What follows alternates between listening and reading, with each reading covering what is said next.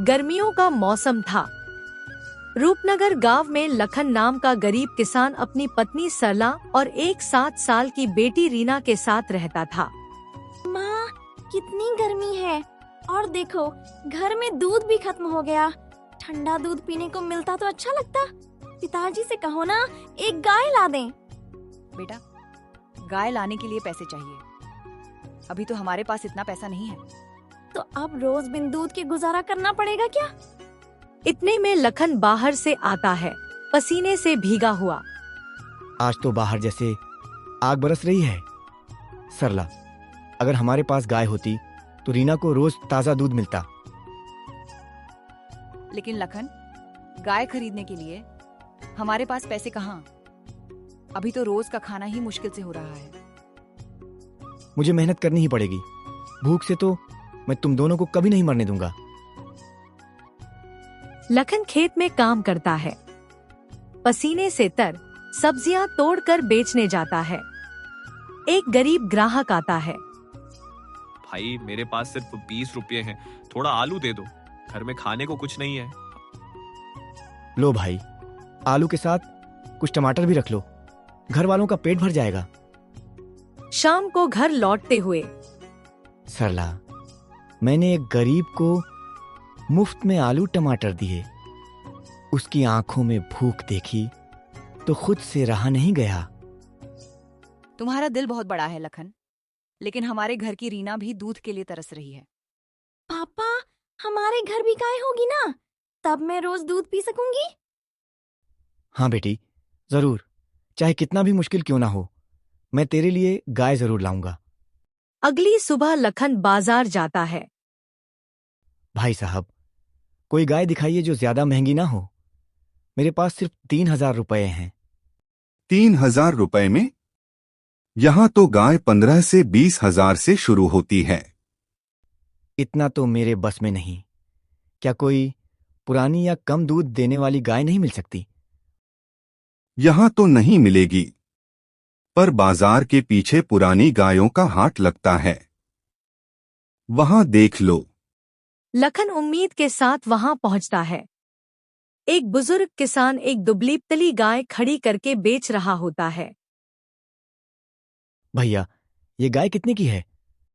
1800। ज्यादा दूध नहीं देती, लेकिन घर के लिए काफी है। पहले मुझे जरा दूध निकाल कर दिखा दो, कहीं पैसे देकर धोखा न खा जाऊं। डर मत भाई, यह रोज 2 से 3 लीटर दूध देती है।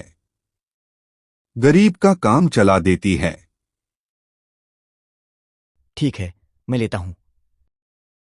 लखन मजदूर को 200 रुपए देकर गाय घर लाता है। वाह पापा, सचमुच गाय! अब मुझे रोज दूध मिलेगा। लखन, तुमने कमाल कर दिया।